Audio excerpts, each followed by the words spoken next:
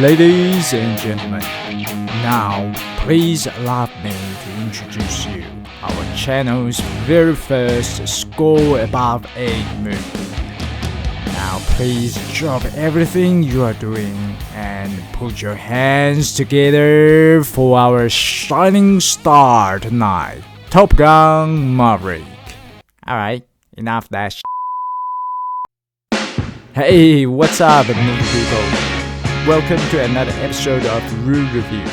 Top Gun Maverick is a 2022 movie by Joseph Kosinski, featuring Tom Cruise, Jennifer Connelly, Miles Teller, and a lot of faces you are familiar with already. It's extending the story of the movie Top Gun that was made in 1986. I watched Top Gun 1986 for the first time right before watching this new Top Gun Maverick. And it's only because I heard that the new one is a sequel, so I'm wondering what's happening in the first movie. To be honest, I didn't enjoy the 1986 one too much, but of course I understand that it's unfair to judge a 1986 movie with a pair of 2022 eyes. So I decided to forget about all of that before watching the 2022 one. And the result is you already know, I really love the new one and I think it's definitely a movie that you shouldn't miss out in 2022. Overall, I give this movie 8.2 out of 10. And the criteria breaks down to pictures, music and sound, casting and acting, story and directing, and wow factors, which I will talk about individually now. I have 8 for the pictures. I've given this scorecard out from the very first 10 minutes of the movie. When I see the Dark Star, that airplane, and the pictures of the whole test plane flight journey, man, it's futuristic, entertaining, fulfilling, and just purely beautiful. And from there on, the quality of picture works is just up there. No issues I can find. Other than that, this movie is as a sequel to an 80s movie. Of course, it needs to call back to some classic clips, like the opening Navy airplane base scene. Other than using similar events and sequence, the production team specifically edited and shot the scenes to visually present that special link with Top Gun 1986. I like how the retro style is applied in this movie. It is only used in some important nostalgic moments that are part of Maverick's life story. So it serves actually 2 purposes here. One, it gives the viewers who have watched the first movie already a hidden bonus feeling. Like, yeah, I know this clip, this is classic. And number 2, it subtly tells Maverick's current life stories apart from the previous ones when he was younger, with the different visual effects. But of course, you probably need to watch the first movie to get it. But anyway, another comment in pictures I want to drop is animation illustrations about those what-if scenarios when you do something wrong in the airplane flight, which I will talk a little bit more about later. But these animations are simple, clear, and straightforward. It's working well for its purpose. So overall, I can say I enjoy the pictures of this movie basically all the time.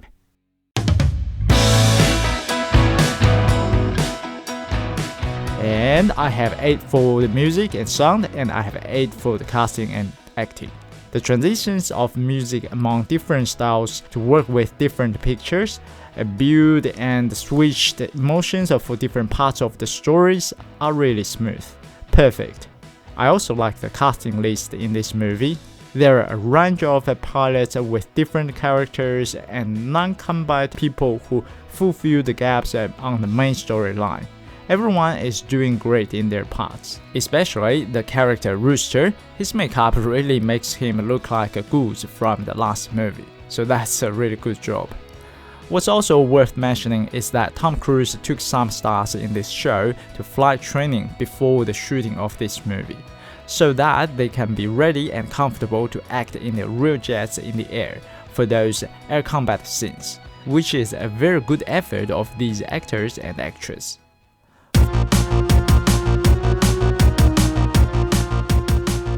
for a good movie, no matter how good its everything is, it cannot afford missing out a good story and an excellent way of storytelling. For this movie's story and directing, I give it 9 out of 10. Brilliant.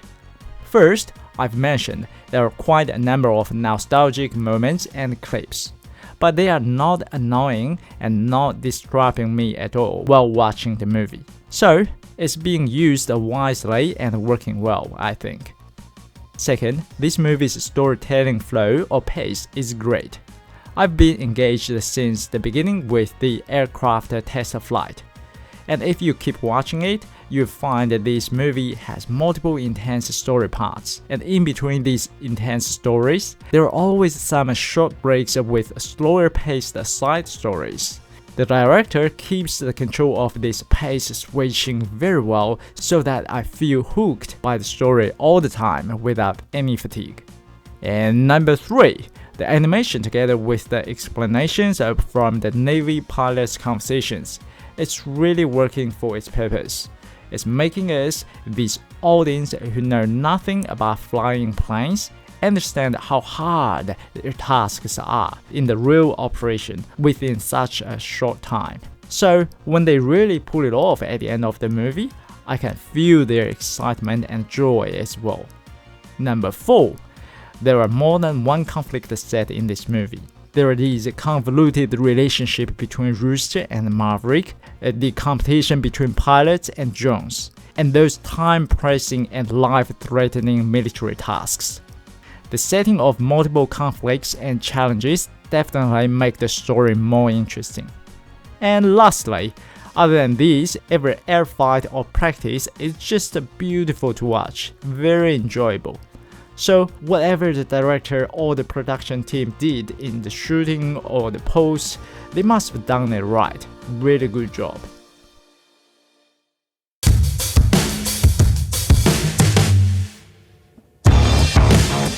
Speaking of wow factors, I have 8. And that comes from 2 things mainly. First, other than our human stars in the movie, the other biggest star in the movie, of course, is the planes. All of these planes at different ages with different structures, appearances, and functions, they are definitely refreshing my outdated impressions of fighter jets. And second, the quality of the whole movie is actually a big wow to me. Because I've watched a couple of the same type of movies that are revolving around pilots and their operations in the air, both in civil and military settings. But I never know that a jet fight movie can be this interesting and engaging, especially if you're really thinking about it. The whole movie only talks about one single military operation. That's all. That is purely amazing.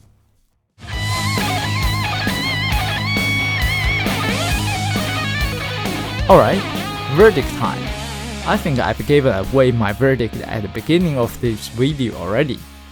That is, no matter you like Tom Cruise or not, no matter you like aircraft or not, and even no matter you like watching movies or not, I'm telling you this, Top Gun Maverick is definitely a movie you don't want to and shouldn't miss out in 2022. If the cinemas in your area are still having this on the big screen, buy it now and watch it on the biggest screen you can find. You'll love it for sure. Okay, that's all I have for Top Gun Maverick today. I know this is a long video. Thanks for watching all the way up to here, but hopefully I made my points clear enough that you know that this is an excellent movie and I really love it. If you'd like to share anything you have for this movie, please feel free to leave yours below this video. Thanks for watching Rue Review episode 4, and I'll see you in the next Rue episode.